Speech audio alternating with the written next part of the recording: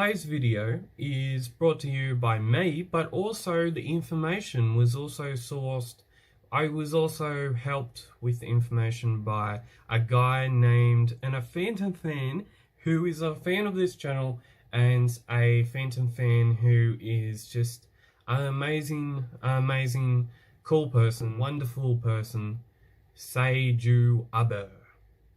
Thank you, and without any further ado, here is the Today video. on the channel, we are reviewing the Le Fantome special. This book is a French foreign phantom book. It is number 19 of the Venture series. This book, it came out in 1979. And back in those days, back in 1979, this book cost, a person that would buy this cost them 5 francs. So in French, it's 5 French dollars. And in Canadian dollars, it would have cost a person, it would cost them one, and then there's a dollar sign, and then there's a 50 with it. This comic is very, very special. The reason why this comic is very, very special, obviously it's from 1979. Obviously, in those days and those eras, the main story artist that was doing the Phantom at the time, that was doing the comic strip, was Cy Barry. And a lot of Phantom fans love Cy Barry, and recently in the past couple of weeks, Cy Barry celebrated his 95th birthday, which is an amazing milestone. It's an amazing celebration, and lots of Phantom fans, and myself included, and artists and stories and writers all across the world paid tribute to him and celebrating his 95th birthday, which is just amazing. Like, you had the likes of Romando Feldman, you had the likes of Peter Anderson, you had the likes of myself, and you had the likes of Jeff Weigel celebrating the legend himself, Cy Barry's 95th birthday. Now, in this story, in this book, I have two of these books from the same series. It's in it's in good condition. It's got a bit more wear and tear about it. But the other book, which I will be having a look at this in a later date, is number 22. And the cover looks like this. You would say the paper is sort of a glossier paper. This book is in better condition. This book, at the same time, I'm guessing this book was published in the same year. It was published in, doesn't have a date for it. No, it does. It was published in 1979. So the paper quality, you would say, to recent years isn't that great. It's still got a good binding. This one is number 19.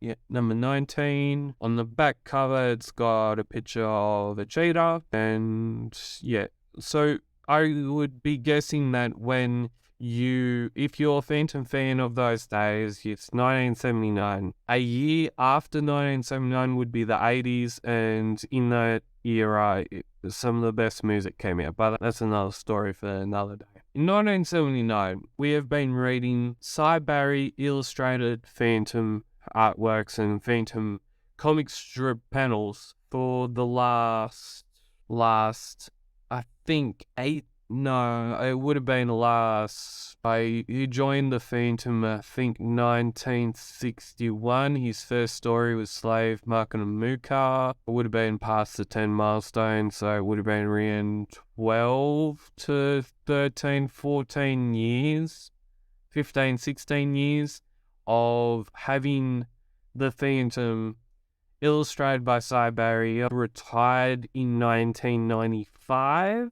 After that, we had Keith Williams, still one of the last surviving artists to work with Lee Falk. We have like an info of what the stories are, who and what characters are in the book. We have like an interior editorial side of it.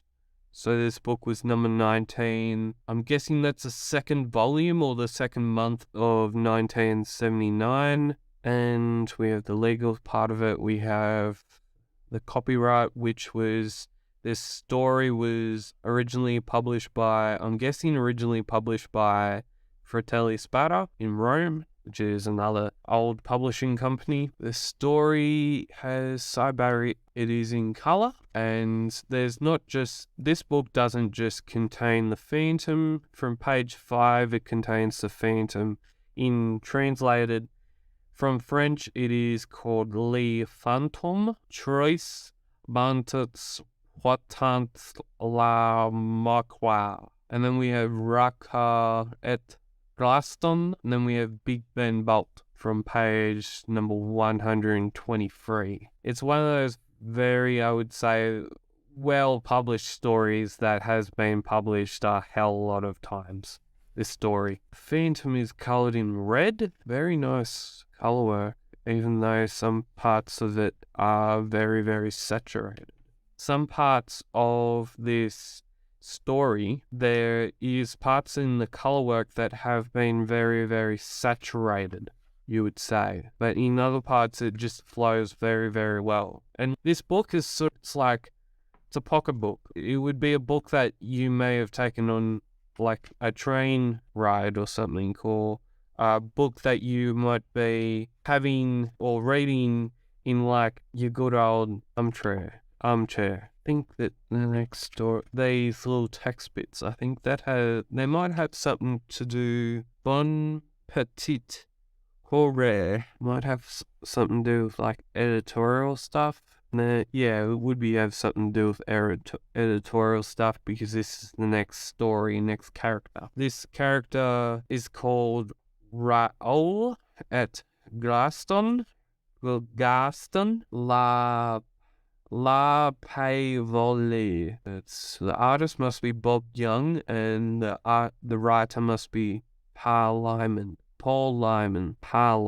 Sounds like a Paul. These characters are colored stories, and then halfway through the book, there's like, it transitions from color to black and white. If you're a collector out there and you know this, please comment. In old books, why would you change from color from one instance and then black and white? I think it would be because it'd cost too much and it'd be too expensive to have a whole book, and being in French, to have a whole book published in color. I think the reasonable thing would be that it would be too expensive. I quite like the black and white type of illustrations on this. Quite cool. I personally, I like black and white, and then it like has these like little, you would say, novel type things, and this is like a El Avalanche that has who wrote this. This must be like where they have like all the emails and not emails. All the letters come in, and then we have like a cartoon bit. Then we get into the next story, which is Big Bang Bolt, John Cullen Murphy. Really, I quite admire these black and white images. Oh yeah, then we have color again. I quite like the sudden appearance of color. You've got black and white. You're looking at a black and white image, and then you have color. I think that's just so funny. For me, the paper you would say is newspaper type paper that you would find in the old few Phantoms. I'd say that's what it is. But the paper is in good nick.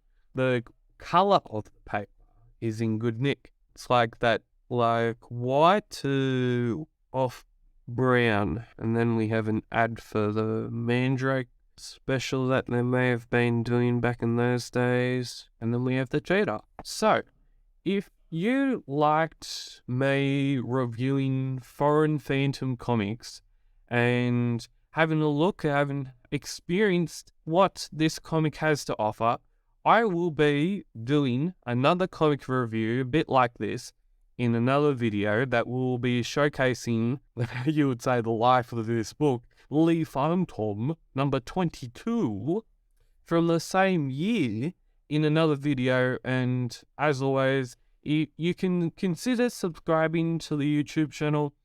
I reckon this year and the next couple of months are going to be some of the best Phantom content, the best Phantom comics, the best content I have made this year. I reckon in the last couple of years, yeah, I've been getting there, but I think this year will finally be that year where I think it all comes together, and I think I just saying it's going to be a great year.